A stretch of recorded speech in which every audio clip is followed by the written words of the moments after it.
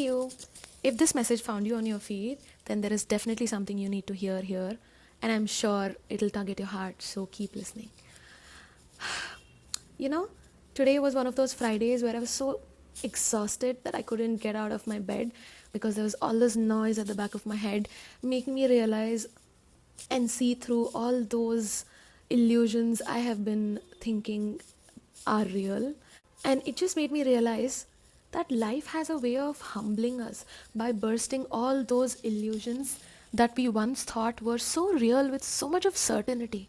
Not to punish us, but to show us that we were way too loyal to those situations and to those people who were constantly negotiating our worth and value, where we were never an option.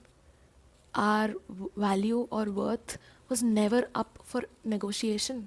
And that made me think of a conversation I had with a friend yesterday where we were talking about how as kids, we used to have these weird ideas of taking 5 rupees or 10 rupees from our parents' wallets just to be able to buy a candy or a packet of chips. And then I was joking with her about trying to do the same thing right now, and then her immediate reaction was, I wouldn't do that right now. It's against my ethics. Also, God is watching. I will never do that. And that was her reaction. And that instantly made me think, if you believe in God or a higher power or the universe, whatever you have deeply faith in, isn't it true that they are watching us every single day, not choosing ourselves and staying loyal to situations and people way longer than its expiration date? Isn't it true that God is watching us whenever we are wasting our potential and spending majority of our energy in jobs or spaces or in connections that are just draining our life force energy? Isn't it true that God is not only watching us when we are doing something weird or against our morals or ethics, but He's also watching us when we are freely giving away His God given gifts?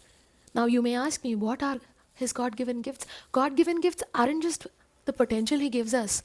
That if you feel you are a person who has a different level of generosity, a different kind of love to give, if you feel you have an amazing heart, those are His gifts given to you, and specifically you, because He knew that you had the ability to hold them.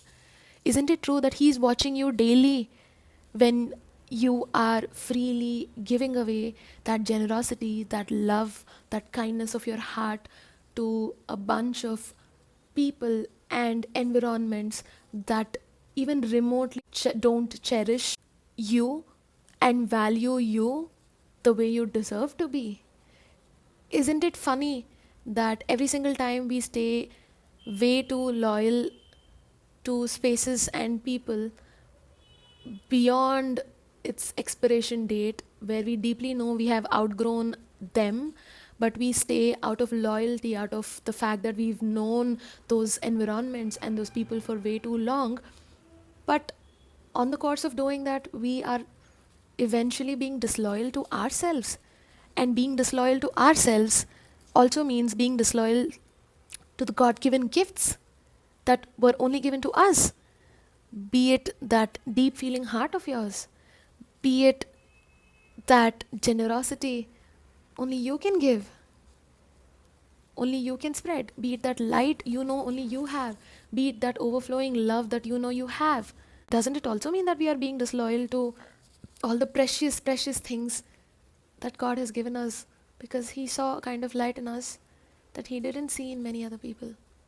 Isn't it true that every single time we chose constant survival over gathering the courage to at least begin to follow our potential, we give up right in the beginning or even midway because we are so terrified of leaving our old life behind, because that is the price to pay to follow our potential, our magic that was uniquely gifted to us by God? Isn't it true that He's watching us every single day when we are choosing everybody else over us? When we are doing whatever it takes to appear morally right just because we want to feel like we belong? just because we want to mean something in an environment that does not let our original authentic self come out, versus betraying everything that means the world to us just because it costs us to give up an older narrative of our life that was never meant to be permanent, just because the price to pay was giving up an old way of living that was only keeping a chapter of us alive as long as we suppressed our true light.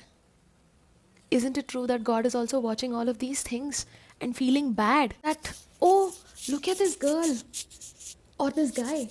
I have given her such a beautiful heart. I have given them such amazing potential to fulfill. I have given them such beautiful creative brains, such a generous personality. And they are taking all these priceless possessions and gifts I've given them and going and trying to sell it. Those kind of environments which are constantly bargaining its value. Oh my god, those things are priceless. Why is my child doing this? Imagine God thinking like that, watching at you. Yeah, it's so funny how a lot of times, just to mean something in this world, just to feel important in this world, which more often than not might not make us feel safe for our authentic true self, we put everything that means the world to us and also makes us feel safe on the back burner just to maintain an image that is keeping an outgrown story still alive. And it is a known fact that an outgrown identity, an outgrown way of living, and an outgrown entire life is usually the price to pay to truly feel deep love, to truly follow our potential. Of course, while doing whatever it takes to survive at the same time with a balance of also trying to explore our potential. I'm talking about balance here.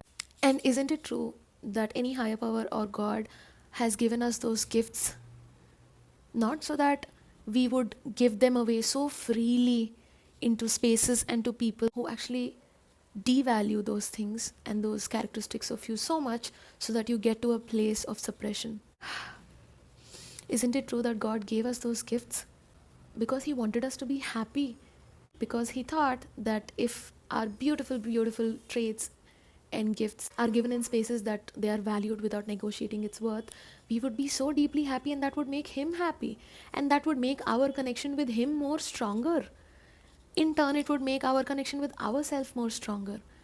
And isn't it true that the more our connection with ourselves becomes stronger, the more our urge to follow our true light, our true path, our authentic way of being becomes more stronger by the day? What do you think about what I just shared? Let me know. If one day you have a chance to have a conversation with God and He asks you, hey love, I've given you such beautiful gifts of generosity, of love, and this high level potential that I knew you could definitely reach. What did you do of all of that? I mean, I'm excited to hear. Tell me your story. What would you say?